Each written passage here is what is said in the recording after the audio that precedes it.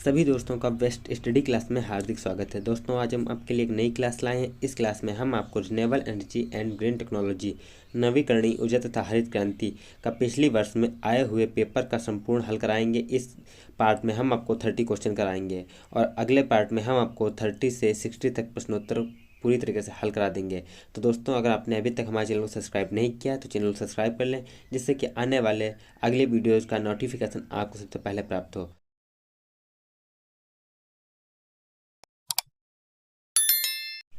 प्रश्न number 1, green house प्रभाव के लिए निम्नलिखित में से कौन सी गैस जिम्मेदार है? ए NO2, बी CO2, सी O2, डी उपयुक्त सभी। तो दोस्तों इस प्रश्न का सही उत्तर है option B CO2। Green house प्रभाव के लिए CO2 गैस जिम्मेदार है। प्रश्न नंबर 2, DDT का छिड़काव फसल पर प्रदूषण पैदा करता है। DDT का छिड़काव फसल पर प्रदूषण पैदा करता है। ए वायु, मिट्टी और पानी, बी केवल वायु और मिट्टी, सी केवल वायु और जल, डी उपयुक्त में से कोई नहीं। तो इस प्रश्न का सही उत्तर है ऑप्शन ए वायु, मिट्टी और पानी। प्रश्न नंबर 3, कीटनाशक उर्वरक किस प्रदूषण का कारण बनता है? कीटनाशक उर्वरक किस प्रदूषण का कारण बनता है? ए मृदा प्रदूषण, बी जल प्रदूषण, सी वायु प्रदूषण, डी उपयुक्त सभी। तो दोस्तों इस प्रश्न का सही उत्तर है ऑप्शन ए मृदा प्रदूषण। कीटनाशक उर्वरक मृदा प्रदूषण का कारण बनता है। प्रश्न नंबर 4, निम्नलिखित में से एक जल और मृदा प्रदूषण का स्रोत है। ए खनन, बी थर्मल पावर स्टेशन, सी कृषि उद्योग, डी उपयुक्त सभी। तो इस प्रश्न का सही उत्तर है ऑप्शन डी यह सभी। निम्नलिखित में से जल और मृदा प्रदूषण का मुख्य स्रोत है। तो दोस्तों यह सभी है खनन, थर्मल पावर स्टेशन, कृषि उद्योग। प्रश्न नंबर 5, बोर्डो मिश्रण है। यह बोर्डो मिश्रण क्या है? ए एंटीबायोटिक, बी आर्गोनोफॉस्फेट, सी कार्बनिक कवकनाशी, डी उपयुक्त में से कोई नहीं। तो इस प्रश्न का सही उत्तर है सी अकार्बनिक कवकनाशी। बोर्डो मिश्रण क्या है? अकार्बनिक कवकनाशी। प्रश्न नंबर 6, निम्नलिखित में से कौन सा प्रदूषक नहीं है? निम्नलिखित में से कौन सा प्रदूषक नहीं है? A carbon dioxide, B sulphur dioxide, C carbon monoxide, D उपयुक्त में से कोई नहीं। निम्नलिखित में से कौन सा प्रदूषक नहीं है? तो इस प्रश्न का सही उत्तर है ए कार्बन डाइऑक्साइड। बढ़ते हैं प्रश्न नंबर 7 की ओर। प्रश्न नंबर 7, निम्नलिखित में से कौन सा सुदूर संवेदन अनुप्रयोग का एक क्षेत्र है? निम्नलिखित में से कौन सा सुदूर संवेदन अनुप्रयोग का एक क्षेत्र है? ए मानचित्रण और जल संसाधन, बी जनगणना, सी अंडा उत्पादन, डी उपयुक्त में से कोई नहीं। तो इस प्रश्न का सही उत्तर है ए मानचित्रण और जल संसाधन। प्रश्न नंबर 8, निम्नलिखित में से कौन सा एक प्रमुख प्रदूषक नहीं है जो मृदा प्रदूषण का कारण बनता है? ए खनिज तेल, बी भारी धातु, सी नाइट्रोजन ऑक्साइड, डी उपयुक्त में से कोई नहीं। तो इस प्रश्न का सही उत्तर है ऑप्शन सी नाइट्रोजन ऑक्साइड। प्रश्न नंबर 9, निम्नलिखित में से कौन सी ग्रीन हाउस गैस नहीं है? ए N2O, बी CO2, सी SO2, डी उपयुक्त में से कोई नहीं। तो दोस्तों इस प्रश्न का भी सही उत्तर है ऑप्शन सी SO2। निम्नलिखित में से कौन सी ग्रीन हाउस गैस नहीं है? तो इसका सही उत्तर है SO2। प्रश्न नंबर 10, फोटोकेमिकल स्मॉग का संबंध किस प्रदूषण से है? ए वायु, बी मृदा, सी जल, डी उपयुक्त सभी। तो इस प्रश्न का सही उत्तर है ए वायु। प्रश्न नंबर 11, भारत में अम्लीय वर्षा इस कारण से सामान्य नहीं है। ए हवा में धूल, बी ग्रामीण क्षेत्रों में, सी हवा में कम SO2, डी उपयुक्त में से कोई नहीं। तो इस प्रश्न का सही उत्तर है ए, हवा में धूल। हवा में धूल। भारत में अम्लीय वर्षा किस कारण से सामान्य नहीं है? तो इसका सही उत्तर है हवा में धूल। प्रश्न नंबर 12, मृदा कार्बनिक पदार्थ एक अच्छा संकेत है। ए, रासायनिक स्वास्थ्य का, बी, जैविक स्वास्थ्य का, सी, शारीरिक स्वास्थ्य का, डी, उपयुक्त सभी। तो इस प्रश्न का सही उत्तर है ऑप्शन डी, उपयुक्त सभी। मृदा कार्बनिक पदार्थ एक अच्छा संकेत है, तो यह रासायनिक स्वास्थ्य का, बी, जैविक स्वास्थ्य का, सी, शारीरिक स्वास्थ्य का। तो इस प्रश्न का सही उत्तर है ऑप्शन डी, यह सभी। प्रश्न नंबर 13, निम्नलिखित में से कौन सा मुक्त जीवित एरोबिक नाइट्रोजन फिक्सिंग बैक्टीरिया है? ए, राइजोबियम, बी, साइनोबैक्टर, सी, एजेटोबैक्टर, डी, उपयुक्त में से कोई नहीं। तो इस प्रश्न का सही उत्तर है ऑप्शन सी, एजेटोबैक्टर। निम्नलिखित में से मुक्त जीवित एरोबिक नाइट्रोजन फिक्सिंग बैक्टीरिया है, तो एजेटोबैक्टर।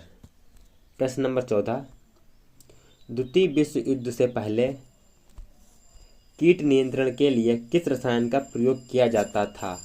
ए, निकोटीन, बी, बोरिक एसिड, सी, डीडीटी, डी, उपयुक्त में से कोई नहीं।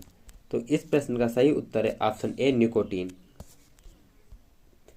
प्रश्न 15, निम्नलिखित में से कौन सी गैस ऊपरी वायुमंडल में ओजोन परत को नष्ट कर सकती है? ए, मीथेन, बी, अमोनिया, सी, कार्बन मोनोऑक्साइड, डी, उपयुक्त में से कोई नहीं। तो इस प्रश्न का सही उत्तर है ऑप्शन ए, मीथेन। बढ़ते हैं प्रश्न नंबर 16 की ओर। प्रश्न नंबर 16 है, निम्नलिखित में से कौन सा बायोडिग्रेडेबल प्रदूषक है? ए, डीडीटी, बी, प्लास्टिक, सी, सीवेज, डी, उपयुक्त में से कोई नहीं। तो निम्नलिखित में से कौन सा बायोडिग्रेडेबल प्रदूषक है? तो इस प्रश्न का सही उत्तर है ऑप्शन सी, सीवेज। प्रश्न नंबर 17, नील हरित शैवाल द्वारा धान के खेत में प्रति हेक्टेयर नाइट्रोजन की कितनी मात्रा जोड़ सकते हैं? ए, 30 से 35 किलोग्राम प्रति हेक्टेयर, बी, 25 से 30 किलोग्राम प्रति हेक्टेयर, सी, 20 से 25 किलोग्राम प्रति हेक्टेयर, डी, 10 से 15 किलोग्राम प्रति हेक्टेयर। तो इस प्रश्न का भी सही उत्तर है ऑप्शन सी, 20 से 25 किलोग्राम प्रति हेक्टेयर। प्रश्न नंबर 18, वायु प्रदूषण उद्योग है। ए, बिंदु स्रोत, बी, क्षेत्र स्रोत, सी, लाइन स्रोत, डी, उपयुक्त सभी। तो इस प्रश्न का सही उत्तर है ऑप्शन ए, बिंदु स्रोत। वायु प्रदूषण उद्योग बिंदु स्रोत है। प्रश्न नंबर 19, ग्रीन हाउस गैस में शामिल है। ग्रीन हाउस गैस में शामिल है ए, CH4, बी, N2O, सी, CO2, डी, उपयुक्त सभी। तो इस प्रश्न का सही उत्तर है ऑप्शन डी, उपयुक्त सभी। यह सभी ग्रीन हाउस गैसों में शामिल है। प्रश्न नंबर 20, कौन सी ग्रीन हाउस गैस सबसे अधिक मात्रा में पाई जाती है?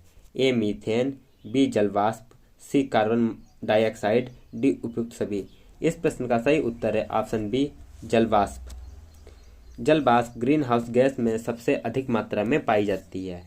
प्रश्न नंबर 21, मानव शरीर में डीडीटी की सांद्रता बढ़ जाती है क्योंकि यह घुलनशील है।